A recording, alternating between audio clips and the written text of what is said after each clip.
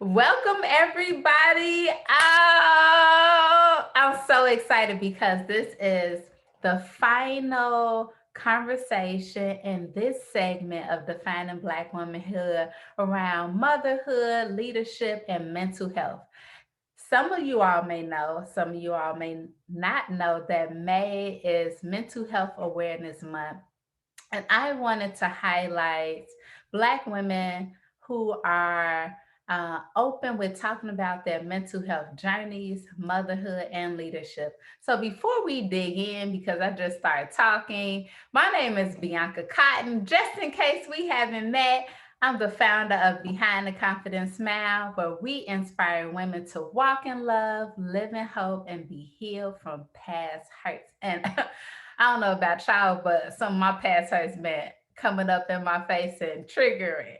Okay, so I'm still on the journey with you. And today we have one of my sisters with us. She is so lovely, y'all. I mean, isn't she lovely? Could be her theme song. Her name is Brie Lightfoot Smith, and she just had a birthday. So make sure y'all say happy birthday in the comments. And she's just a dynamic woman, author of what, three books? I think it's, Yes, yeah, three books, and a mom of three boys, a wife, a visionary, a go getter, and she's learning how to rest in God. Don't we all need some of that? So, without further ado, I want to introduce you to the magnificent Brie. Thank you for being here with us today for Defining Black Womanhood, Motherhood, Leadership, and Mental Health Edition. thank you for having me. When you reached out, I was so excited. Anything you do, I'm like, yes, what do you need me to do? How can I best support this? Who do I share this with? I have all of the answers and all of the questions. Yes, and that's what I love about you. So let's dig right into what does defining Black womanhood mean to you? Defining Black womanhood to me really is about establishing legacy. It's really about understanding that God was intentional with not just my gender, but with my ethnicity. I know that people love to say God doesn't see color, and my answer to that has been, if he doesn't see color, then why are we different shades? Like, that doesn't make sense to me, And it's not, I think people say that because it's easier or it sounds politically correct or it sounds softer or whatever the case may be. But I think about scripture that says, by this people will know that you are my disciples and that you love one another. So if we all look the same and we love each other, it's like, there's nothing really miraculous about that. But I love being able to connect with other believers that don't look anything like me and be like, wow, we love the same God and he loves us too. And so when I think about Black womanhood, I'm like, hey, I may have friends of different races and different genders, but I get to bring Black womanhood to whatever space that I'm in, whether that's the workforce or whether it's the way that I'm parenting my children or the way that I'm being a sister to my sister or a daughter to my mom and my dad, whatever the case may be. I think that Black womanhood is a part of my identity, and I don't shrink back from that by any means. Mm, that's good. So go ahead and quote that. Uh, like, God made no mistake with my shade, with my ethnicity, with my race. So you starting off with some heat today, huh? So how, when we think about leadership, right? And there are several types of leadership. How do you define leadership, and what is your leadership type? I think that I define leadership as integrity. I Mhm. talk to my sons about integrity all the time, to the point where my 3-year-old can define integrity. If I say integrity is what, he'll say doing the right thing when nobody is watching. And I really feel like that's what leadership has to be, in that, in your workforce, it's looking like, okay, if I took on this project, I'm going to bring the same energy as if it was something that I came up with personally. You know, sometimes I think, especially in this world where entrepreneurship is glamorized, people kind of pride themselves on doing a halfway job at their jobs and being like, hey, yeah, I'm doing this, but I got this other stuff going on behind the scenes. And I don't really feel like that's a great way of leading. And so I think about leading with integrity and, again, bringing the same energy to everything that I do. I think about consistency. And I'd say that that really ties with the leadership style I strive to have, right? Because especially as moms, sometimes it's like, yeah, babe, I didn't handle that the best. Please don't do that like me. Please don't handle that like me. Whether it's managing our emotions in a way that's poor, or not communicating in a way that is loving, or thinking about, if you have daughters, the way that you treat your husband, being like, yeah, don't do that.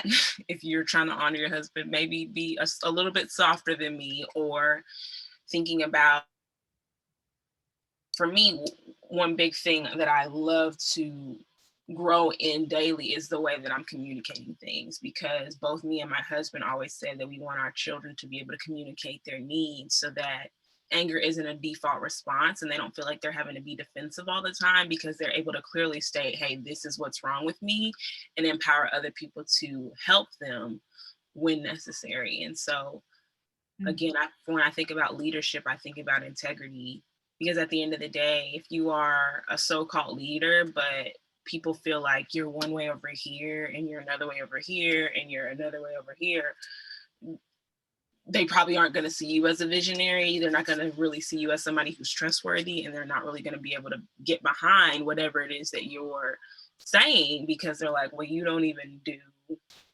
what you say you're going to do. So I don't know if I feel like I can follow your lead. That's good. I wanna hit on something you said and go deeper into the communication piece.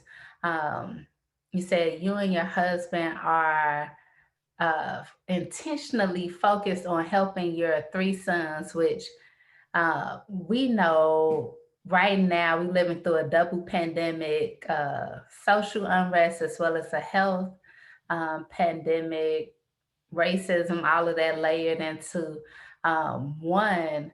And you have three Black sons, and you're focused on helping them to know how to communicate their needs. Let's talk a little bit more about that in the context of there are three Black boys right now, and one day there'll be three Black men. So, Yeah, can you provide some insight as to why you're focused on that? I can say it really comes from my own understanding of communication. I have found over the years, because I used to have a really big issue with anger, and through going to therapy, through just more praying and talking to God and being like, why am I like this type of thing? I've understood that a lot of my anger can be traced back to me feeling misunderstood, or me feeling overlooked, or me feeling underappreciated. It's usually one of those three things. And so I have found that in moments where, instead of lashing out in anger, I take a step back to first connect with what I am even feeling, and then communicate with whoever's on the other end. Oftentimes that may be my husband, like, okay, here's how this felt to me. I'm not coming off as angry anymore. And honestly, it enhances my vulnerability. And so I have tried to instill that same thought process into my sons, because as women, as especially Black women, we're talking about defining Black womanhood. A lot of times we're looked at as the angry Black woman. And a lot of times I think we are angry. Like, I know people, yes, people can falsely perceive us as angry, but I think in some cases we are genuinely angry. We have a right to be, in a sense that there are things that are being done that we don't appreciate or aren't being handled the best. But I think that if we as women would be better at communicating, one, our needs, because sometimes we don't even communicate our needs, and then we get mad that people aren't helping us with that need, but we never even told them that that's what we need. And that's a whole nother part, right? Like, especially when you're talking about marriage, it's like, well, did you tell him you wanted the dishes clean, or you just thought he should know because your dad did the dishes? Like, okay. Like I said, that's a separate situation.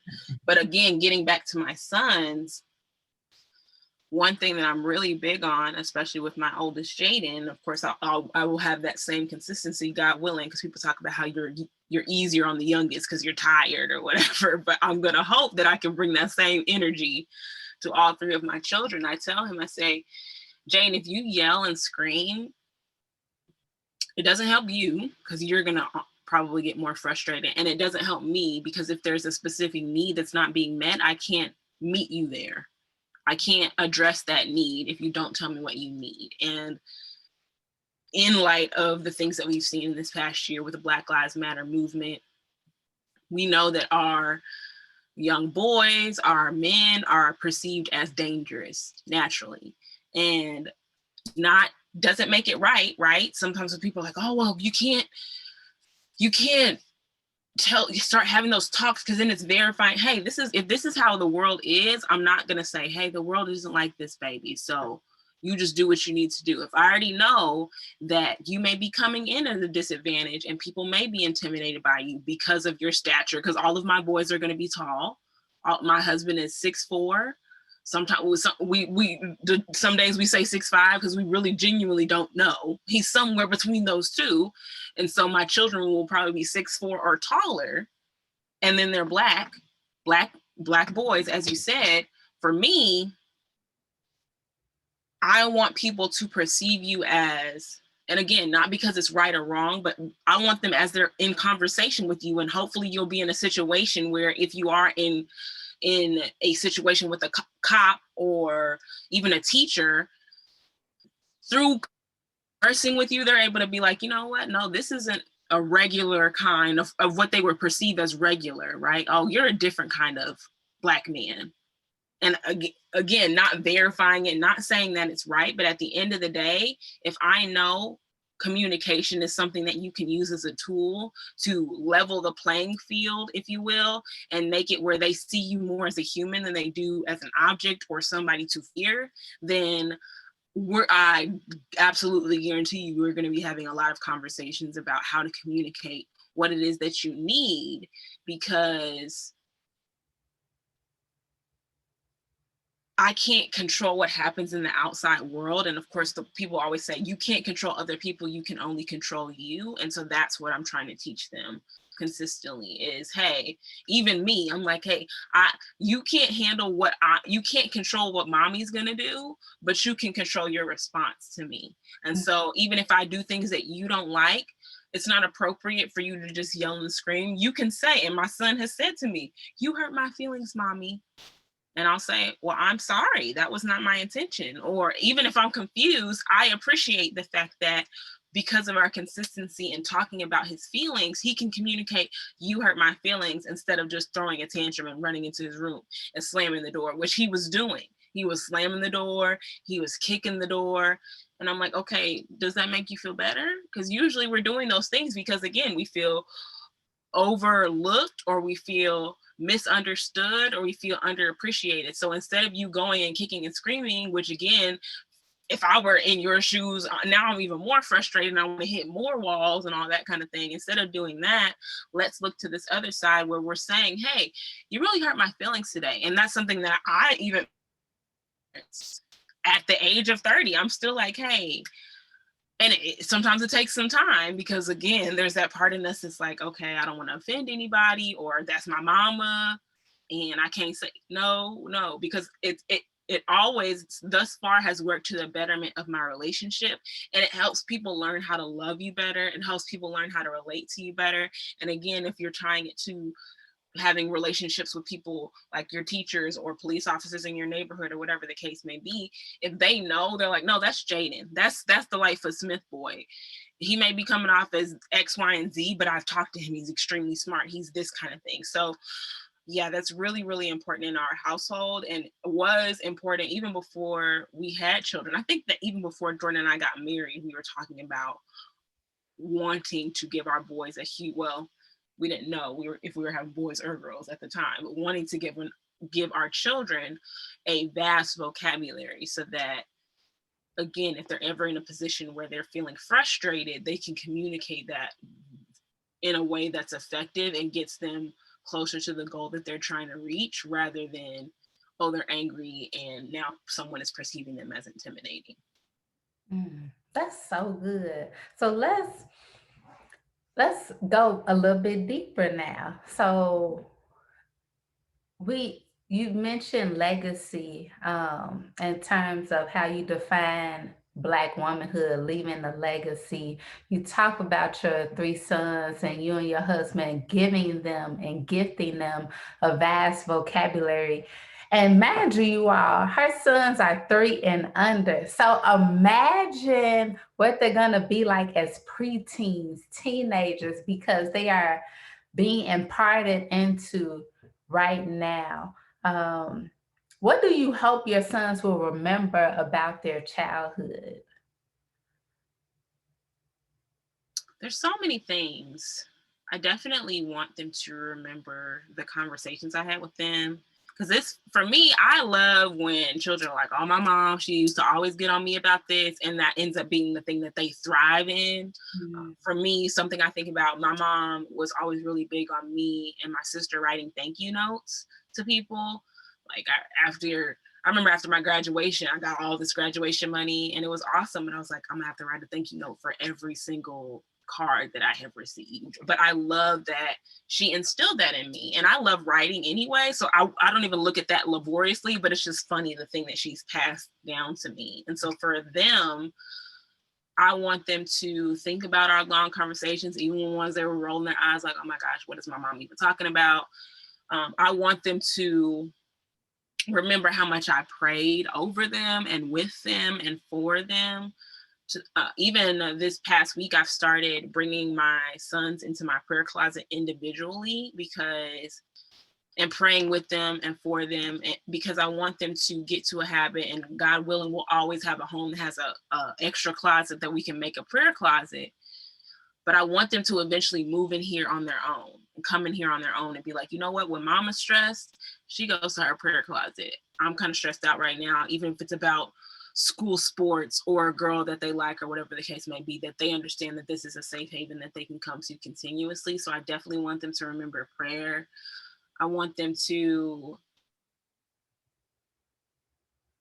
think about their childhood and just think about laughing. I have learned and am continuing to learn that even as stay-at-home moms, sometimes we can be too serious. And I think that people think that that is confined to people who have corporate positions, because they're like, okay, well, you're probably used to operating on a regimented schedule. But even as someone who has been home with my children since 2018, it's 2021 at this point, sometimes I find myself having to say, girl, the dishes are going to get done. You're probably going to be the one to do them, but just sit down and laugh with your kids for a little bit. Like, have a tickle fight.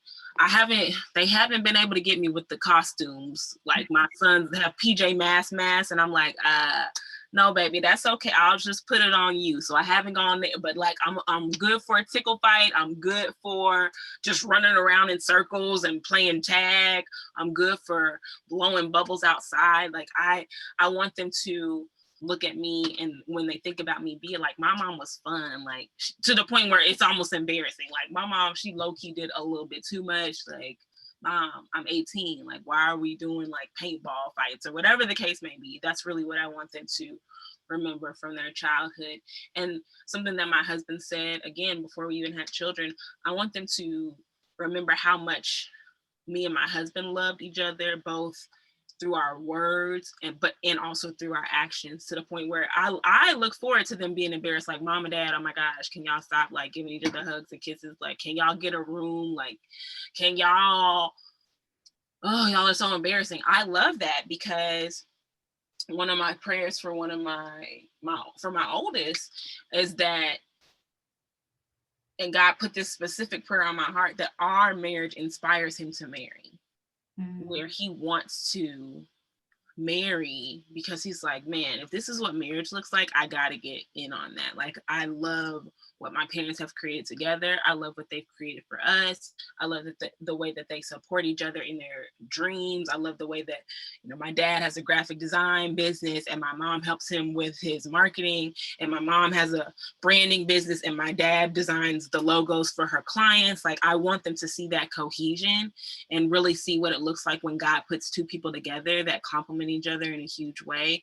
And so those are just a few of the things that I really want them to take away from their childhood, because it does tie back to that legacy. And, you know, I think that going back to the Black experience, there are a lot of people in Black homes that grew up in Black homes that did not have a mom or did not have a dad who was present in the home. And so we're already redefining things in that way, that we are together, that we are married. And then we're continuing to redefine things in that we're a young couple that loves God, and that we are a young couple that started having children early, because, you know, our generation is having children much later, and we got started at 26, 25. No, yeah, 26 is when I had my first son. And even thinking about my mom, she didn't have me till she was 31. And so even thinking about that, like redefining what that looks like, because our society is saying, oh, get out here, start your career, then you can have children.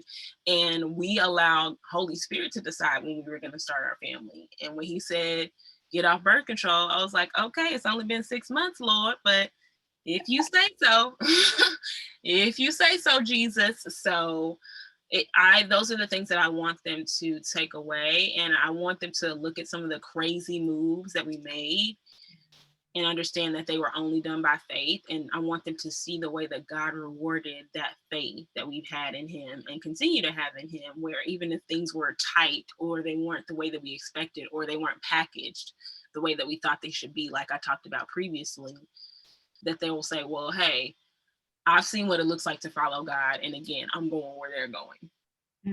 That's so good. That's I like how you use the term package. I use compartmentalize a lot, and the pandemic really broke that box. But package.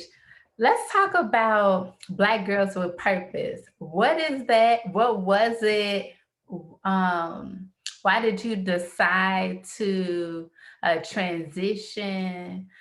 So bring us into that world. Absolutely. So Black Girls with Purpose, when I think about Black Girls with Purpose in the closing of Black Girls with Purpose, it really ties in well with the mental health piece, because Black Girls with Purpose is a ministry I started in 2016. When we first started, our mission was very broad and general. It was helping you live with intention. And I was like, yes, that is it. That was my tagline on my business cards. I probably have some I can pull up right here. Like, I was just like, yes, we're doing it. And so as we grew, the mission became illuminating truth, inspiring change, and impacting the next generation. And we were able to do that through a lot of different avenues. We did that through our in-person events. We did that through our podcast, which I recorded the final episode of that in January. We did that through our weekly emails. We did that through social media posts. We did it in a lot of different ways. And that ministry was never a forever thing. That was one of, you know how you start something and you can just feel in your spirit, like, this is an assignment. And I don't know how long this assignment's going to last, but I'm just going to keep working with God as long as he keeps working with me. And so I knew that it was never a forever thing. And I confirmed that I knew that because I used to vlog, and I have restarted my vlogging recently. But I looked at a video that I shot in 2017, and I said in the video, I don't think I'll be doing this forever, but this is what I'm doing right now. And it gave me so much peace. It felt like a God wink, because sometimes when people on the outside are looking in, Black Girls with Purpose was kind of building momentum, right? Like our listenership was going up on our podcast, our social media following was growing up, and all these kinds of things. And so people will think like, well, why would you close it? Why would you stop? The grace had run out for Black Girls with Purpose. There was no grace there anymore. And where it used to bring extreme joy and I would be revitalized from the things that I was doing, it was actually taking away from me. I was extremely drained. In certain moments, I don't even know. I'm not sure if I would say bitter. Sometimes bitterness did creep up because there was this feeling, and I'm sure other people in ministry and even in the workplace can relate to that, where it's like, man, I'm pouring all this out and I just feel like people are just taking from me, you know. With Black Girls with Purpose, I was doing weekly Bible studies, I was doing our podcast, and I know I was led to do all of those things, but it just got to a point where I was like, God, I am running on E. And I don't even feel like I'm studying my Bible anymore because I enjoy it. I'm studying because I'm like, okay, well, somebody's expecting a word from me. So like, let me get in here and read it. And I just did not want to operate from that place with God.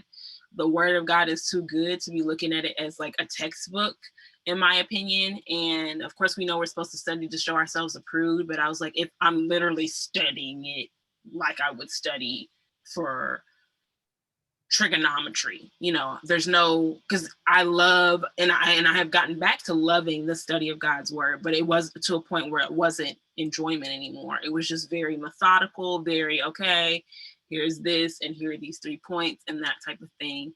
And I think that a revelation God gave me after I ended it was that Black Girls with Purpose was a lifeline for me, especially after I came home and decided to be home with my children. And I that was a choice I wanted to make. It wasn't like a God had to force me thing. Like I was excited to not work at all because I 2017, I quit my corporate job, but then I was working for myself until the fall of 2018. And then that's when God was like, okay, come on home with your children. And I delighted in that. I was so excited. But Black Girls with Purpose was still my lifeline in that it gave me something to do outside of my children, which I think is very important. You know, people think that, I don't know, it's like we have this belief that we're cheating on our kids if we have any other interests, right? Where it's like, oh, well, you know. The mommy guilt. Right. You got to like creep in your closet to enjoy a book or something like that. It's like, no, tell them, hey, mommy spends this time with you. Mommy loves this time with you, but mommy also loves this time with mommy. So let's have some time away. And my boys know with my prayer closet. And I've started, like I said, inviting them in more because I want them to know that this is a space that they can also use. But if it's first thing in the morning, I'll let them know. I say, y'all, this is mommy's quiet time. And if I don't get this time in here by myself with God to charge up for the day, you're probably not going to like the person who comes out this closet. It's not going to be the same thing. So like, give me this space and I promise we'll all be better for it. So yeah, it was a lifeline for me in that it gave me an avenue outside of my children. It really did create that intimacy with God, even more so because I was not studying his word the way that I had to study it for a podcast that was literally a Bible study every week. And then I was doing an Instagram live Bible study every week on top of that. So it created this increased intimacy with me and God. And I felt like I could hear him just so clearly. And sometimes my mom, my dad, and my sister are like, girl, I don't hear from God the way you be hearing from God. And so it really created that conversation between me and God. But yeah, it was an assignment. And then that assignment was up. And again, I knew it was up because even before this past January, when I said, okay, the doors are closed, I'd be like, Lord, I'm out. I'm like, I'm done, God. Like, I'm tired. And he would give me the grace to move on. He would give me the grace to continue. I would have, as far as the podcast was concerned, I would do episodes in Rewind series where I would just pull some stuff from the archives. And by the time that was over, I was like, okay, I'm ready to get back in the game. But this time I was like, no second wind came. Yeah, there's no second wind. There's no more oil. You think about the the widow and how she poured the oil, and then it said, and then there were no more vessels. Like there were no more vessels anymore. I felt like every person, and that's what's so cool though about the times that we live in, social media, digital media. Like people are going to continue to come across content from Black Girls of Purpose. I told people on the last episode, our website is still up. People can look at blogs, people can read things, people can go see videos from our events. Like that is awesome. And so I can't say, oh, every person I was supposed to pour into was poured into, but I can say for that season, the people God wanted me to reach, I reached those people. And so once that assignment was complete, it's like, okay, God, where else do you want me to focus my energy? That's good. That's good. It's so much you just shared in there, like knowing when to stop, right? Because sometimes we as Black women, like, no, like I gotta keep pushing. I'm the first in my family to do this, or I'm the first in my community, and we are putting burdens on ourselves to be these warrior queens. But and then For God and for Gideon, like, but knowing that it's okay to say, you know what? I gave that a good 2 years. It's time for me to transition. absolutely. It's And time for for me to evolve. It's time for me to learn to say no, to learn to pause, so that God can give me the next vision. mhm. Or better yet, more clarity for the season that he's trying to take me into. But if I'm steady being busy and being on what I call this rat race and the hamster wheel, how can we truly quiet ourselves? And when we think about in terms of mental health, you driving yourself crazy, right? Because we're trying to keep up this facade, this space that I got it, I can do it, I can do that, and this and this. And it's like, but why? And that's another piece of it. I didn't have a team. Right. And I kept telling God, okay, Lord, like either this got to stop, either I need a team or I can't do this anymore. And I I was a part of a venture capital pitching competition. And so, when you have big faith, you're like, okay, this is it. This is why. This is okay. Here we go. This is, and so I was thinking like, this is going to give me the money that I need to be able to hire a team, even if it's a small team. And the money was, we raised about maybe $1,600, which is great, but it's not enough to pay for a team, right? Like even if you pay two people $400 a month, that's 2 months worth of a salary. Like salary, you can't call that a salary. It's a stipend. Exactly. This is AmeriCorps talk, people. Right. So I just was like, okay, so that's it for me. And I think that sometimes, especially as people of faith, sometimes our faith, and stay with me on this, can be to our detriment in that we're like, okay, but I know the Lord said to do this. He said to, and it's just like, yeah, for that season. But have you checked in with him recently about this? Have you asked him, God, is this still something you need me to be doing? Because you think about changing jobs or moving to different cities. If we're never willing to move and change and be flexible, then we miss God. And I think we do God a disservice, because then we start operating in places that he isn't even with us. Like we know God is everywhere, but he is not with us in that moment. Thinking, if you think about in the Bible with Holy Spirit moving as a pillar of cloud and a pillar of fire. So the pillar of fire way over there, and you over here, you like, thus says the Lord. And God's like, I am over here. I've been moved though. I ain't even over there. That was last week. That was even yesterday. Because sometimes assignments are short. He's like, yeah, I did tell you to do that, but that was just like a one-day thing. It was like a boot camp situation, and I need you to move on. That hits on a sermon I was listening to just yesterday, where the pastor was talking about revelation without interpretation Mhm. can lead to bad decision making. And I was like, oh, and I had to really sit with that. He started breaking it down and unpacking it. Like, yeah, you had revelation. God said, go do this. But did you ask him what that means? Like, and for how long? And did you seek wise counsel to really understand what that means for you, where you are right now in this season? Mhm. Mhm. And so, like I said, I think that, and people are like blind faith, blind faith. I mean, even my shirt says, Yes. Wow. right, my shirt says for we walk by faith and not by sight. Like, yes, but like wisdom also Yes. at the same time. And so I think that, again, and there were some people who were like, well, why would you do that? But that was another confirmation though, because again, I thought me closing Black Girls of Purpose was not a new idea. For some people, they were probably shocked, but I'm like, baby, this been in the works. I just was waiting on God to say go. In 2018, I wanted to shut it down. I felt led to shut it down because I launched my nonprofit, Unity Queens. And I was like, this feels like the same thing. So we don't need to do both. I don't want to stretch myself thin, right? I'm thinking about my mental capacity. And I had way more people at that time who were like, no. And the person who got to me the most was my dad, because he said, I don't want you to forget why you started this. And I'm grateful that he had me stick with it longer. And when I say he, I'm talking about God, not my dad, because God may have been speaking through my dad. And that additional year and a half really did make a difference. Like, or what? Whoa, wow. That was actually 2.5 years. We were talking about 2020s, me and somebody else. We were talking about how it feels like the blip in the Avengers movie, where it's like, no, I just feel like 2019 and then blip and then 2021.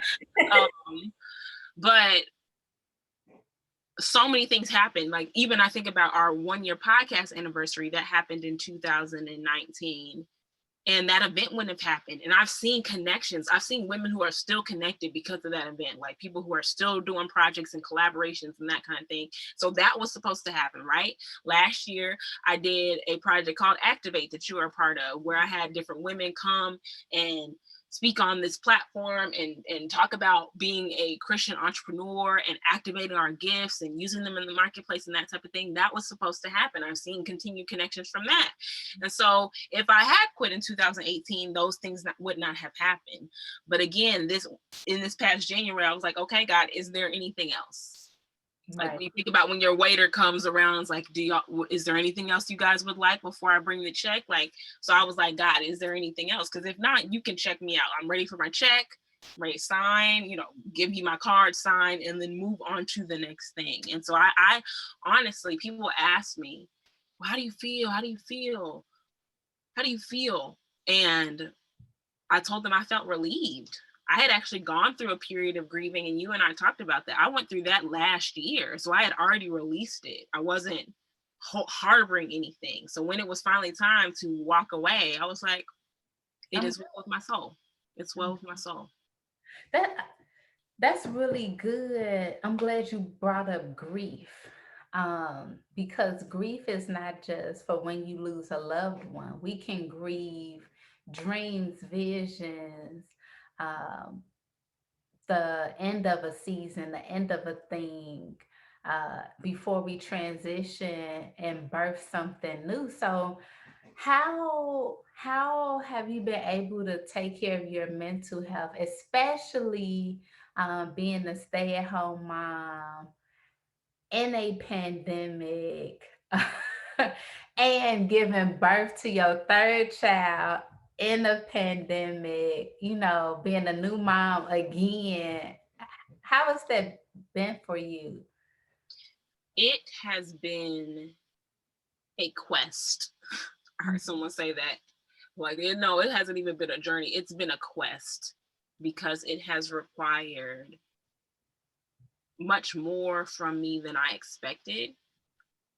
like many people, when the pandemic first started, I was like, finally a chance to breathe, because I think a lot of us realize we've been running. We're like, we don't even know where we're going. Why are we doing all these things? Like, why am I on this committee and that committee? And why did I volunteer to bake cupcakes every month for the PTA meeting? I don't even like baking. Like, so much clarity came to us, right? Where we were realizing I'm doing a lot of things that don't either matter to me, aren't aligned with my purpose, aren't aligned with my values even. And so I think that that's one of the first things that I had to recognize in order for me to take care of my mental health. Was I had to have increased self-awareness. I think this past year gave me an increased self-awareness, and I told my mom, and she thinks I'm kidding, but I'm like, no, for real. I told my mom, I said, I think that a combination of being a mom of 3 boys who are young, 3 and under,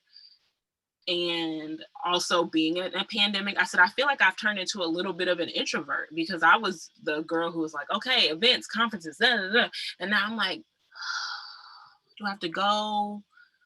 Do I have to put on pants?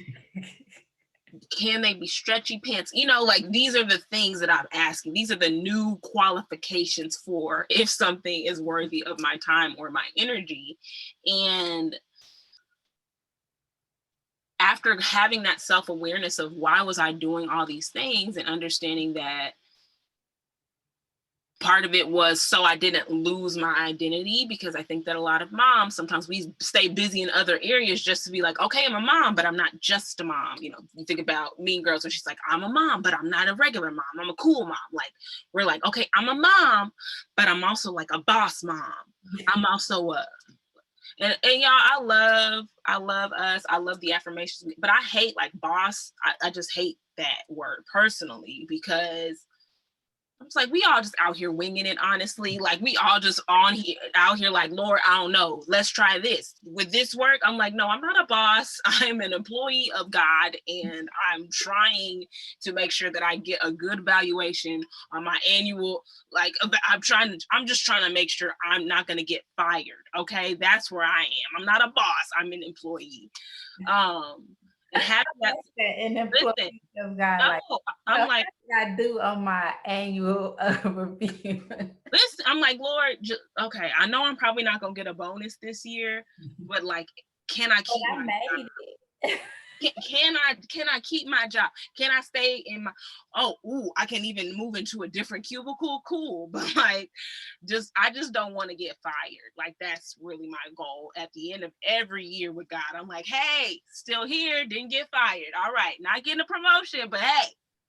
And then, you know, you want the promotions too. You want God to say, well done, my good and faithful servant, and be able to move you from thing to thing. But with this past year, with the pandemic year, I can say I wasn't trying to get a promotion. I was just trying to keep my job in the kingdom. So after I had that self-awareness, then I realized a lot of things that I wasn't doing anymore that I did care about a lot, because I was so busy doing the things that I didn't matter, that I didn't really care about. And I started doing simple things like reading books in print again. That was so important for me, and still has continued to be important for me as I learn how much relearn how much I enjoy unplugging, being able to walk away from a screen, especially in the age of Zooming, right? Being able to walk away from an Instagram live feed and just read and just sit with a book. Yeah. And it's funny because I used to, and I still do, like, kind of watching movies, but I find my attention span for movies is not what it used to be, because I'm like, I'd rather just read a book. Like, I cannot watch a full movie. I think it's also because I'm used to watching 15-minute episodes of PJ Masks with my kids. So I'm like, oh, this is like long, an hour and a half. Don't know if I'm gonna be able to do it. I think that another thing that's really helped me, and this came from reading a book called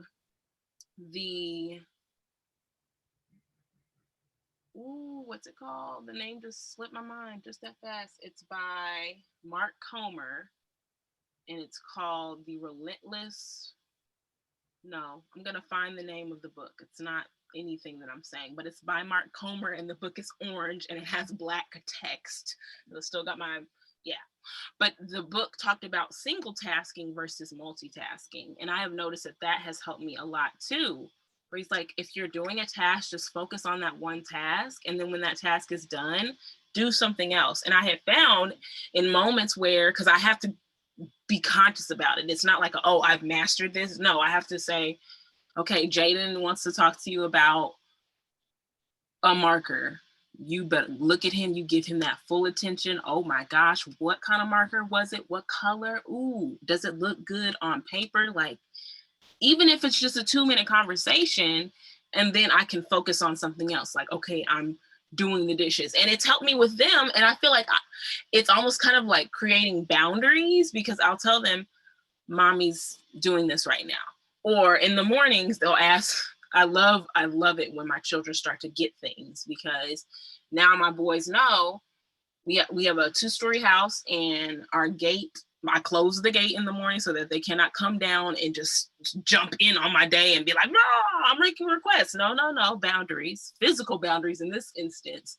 But Jaden will call down from upstairs and say, are you making breakfast? And I'll say, yes. And he says, and you'll come up when you're done? Yes. Like, there is a framework here. And I know I talked about that packaging, but I'm like, no, this is a package that needs to kind of stay in the box, because what we're not going to do is you come downstairs and you're asking for all this stuff. And I'm like, I'm already making breakfast. I know you're going to be hungry.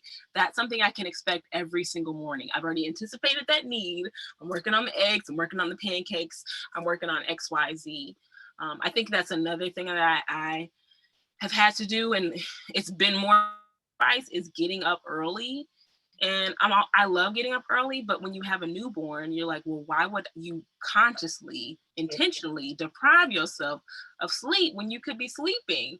But I've realized it's my saving grace when I get up early, because I am able to get ahead of the day instead of allowing the day to get ahead of me, where I am able to set certain things in place so that when the boys get up, breakfast is ready, or it's close to being ready, so they don't have to start whining. And I'm about a quick breakfast. Like, most time I'm gonna spend on breakfast is probably 20 minutes. So don't be thinking, oh my gosh, she out here making sausage from scratch, putting it in the grinder. No, we're not doing any of that. I love a good frozen pancake when I can have it, but even the instant ones, those will do just fine as well. But even those kinds of things, just bringing some regularity. And I think, again, especially with this past year, some of the simple things you can do to bring regularity in your life have increased people's mental health. Taking a walk every day, which that is something that I'm just now getting back to because of my postpartum journey. And I was very patient with myself and being like, girl, you don't need to pop a baby out and then start doing like planks the very next week. Like, let's get back to it. And even now, God is so good and gave me the wisdom. I looked up a postpartum workout. Like, I instead of just jumping back into my old workout routines, I was like, how about I look at something that is literally built for a woman who's recovering from having a baby, so that I don't injure myself and I don't burn myself out on working out. Because I'm like, see, I tried to work out and now I'm hurting because you were, again, doing like burpees after 3 weeks. Like, stop it. And it's like, that's unrealistic. When you just delivered a whole human. And I mean, and in your case too, like, on top of that, it being a C-section. So like, that's a whole nother piece around, am I healing, well, am I giving myself enough time um, for this incision? I'm already carrying the baby, that's enough.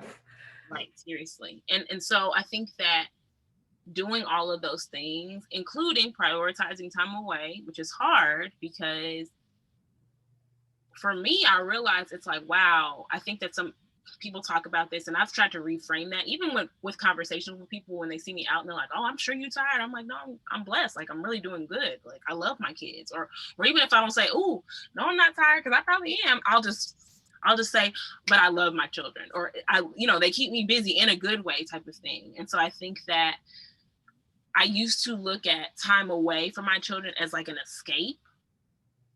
Like, okay, run fast, hurry, they're not looking, type of thing. Like, go, like, do not look back, type of thing. But now I realize I have to get away even when I'm loving every moment of being with them.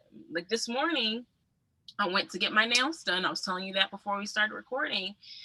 And there was a part of me that was like, oh, I could just stay here. But I said, sis, you're here all the time. You're a stay-at-home mom. You live here. This is where you're going to be. When you come back, they will be right here. So prioritizing that time away, both for myself, like by myself, and then time away with me and my husband. We celebrated our 5-year wedding anniversary a few weeks ago. We went to Austin. My parents watched our children, and it was amazing. And I was like, bro, we really out here. We love each other. We got a whole relationship. You my boo and you my best friend. And this is how we do it. You know what I mean? Like prioritizing time away would probably be one of the prioritizing time away, getting sleep, like they're all really key, but that time away part, I think, especially I would say for my stay-at-home moms, we got to do it. Because even when our spouses are home, we're like, oh, well, at least for me, I'm like, oh, well, this is time all of us can spend together. I'm like, okay, well, you maybe make that another part of the schedule for later in the week. But today you're getting out by yourself, without your children, without the car seats, without like a baby strap, without the stroller. You're going to be able to get in and out of your car in less than 5 minutes, girl. You better take advantage of that opportunity. Do it for the culture, okay? Y'all hear that? Prioritize. How do you take care of our mental health? Like she's doing, drinking her water, rising early to have time to prep, to set for the day. It may sound counterintuitive, but it may work for you. Try it, right? Prioritizing time for yourself, even when you're not trying to escape a place and you're really having a good time. Do it anyway.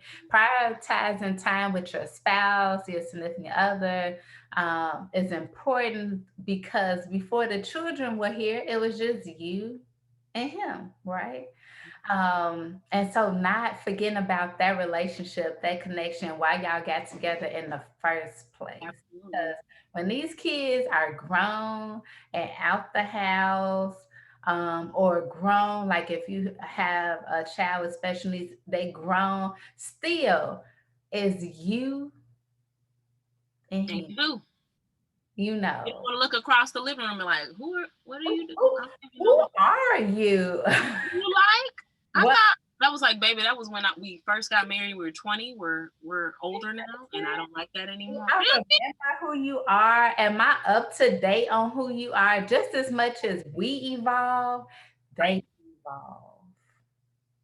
They So do. it is important to have those check-ins, checkups, whatever you call it, do it.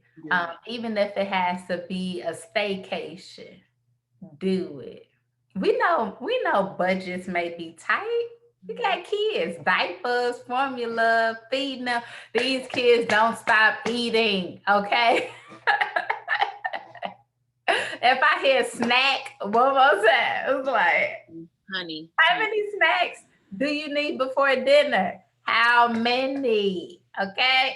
Let me distract you with something else. And I don't know about you, but it's like, listen, the kitchen is closed at this point because I've done all the dishes I'm gonna do. The dishwasher is loaded, or if you're hand washing, everything has been washed. It may not have been put away yet, like laundry that's been washed but not folded and put away. But what we're not gonna do is get out more plates and bowls so that you can have cereal as a snack. Because my boys are like my husband; they like to have cereal as a snack, and I'm like, no, just like, no, don't you feel you're sleepy? You're sleepy. right. Nothing else. So, Brie, you have shared so much and weaved in motherhood and leadership and mental health.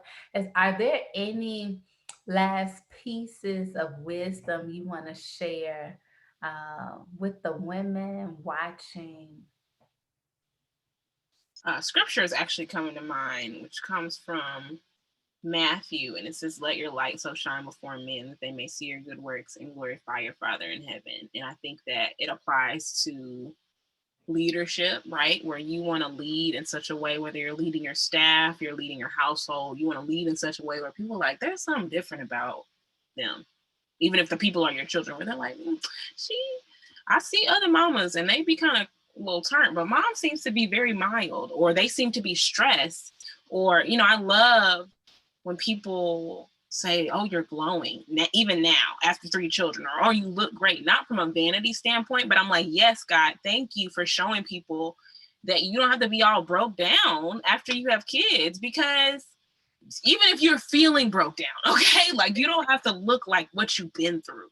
So I would say, let your light shine everywhere you go. And it really I think it ties back to that, having that morning time with God. At least for me, I'm like, if I haven't had my lamp lit at the beginning of the day, I can't walk through my house with my light, right? Like I can't, if I'm letting my day start with every day, because some days that is like the case, but if I'm letting my day start with my kids demanding things of me and they're setting the tone, they're setting the atmosphere for my day, then I'm probably going to be a little bit more dim than I was the day before. And so I think that really letting your light shine, tying it back to that leadership piece, I think that's the best way to be a great leader, because it inspires other people. And again, as a Christian woman, then when people say, how are you able to do it? You're like, listen, nothing but the grace of God. It is the grace. One of my favorite scriptures that has been a anchor for me, especially since being a mom, is 2 Corinthians 9:8. And it says, and God is able to make every grace overflow to you. So in every way, having everything you need, you can excel in every good work. And in moments where I feel overwhelmed with my children, I say, God, you say I will have everything I need to excel in every good work. You gave me these children, so I'm assuming you believe that it's a good work for me to be raising them. So I'm gonna need you to give me the grace that you talked about in 2 Corinthians 9:8. And I find that if you do that, and you do let your light shine, and you just take things a day at a time. Yes, goals, cool, that's fine. Have something that you're moving towards. But if you would just wake up every day and say, okay, what is my assignment for today? How can I let my light shine today?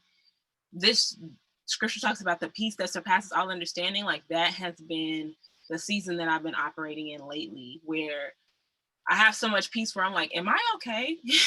Like, am I good? Like, Lord, should I be concerned? Is this the kind of peace you be feeling where you about to call me back home? Like, did Martin Luther King feel this kind of peace? Like, literally, where I'm just like, I know I shouldn't want to be anxious, but I just don't understand this peace. But literally it says the peace that surpasses all understanding. And so that would be my encouragement. Let your light shine.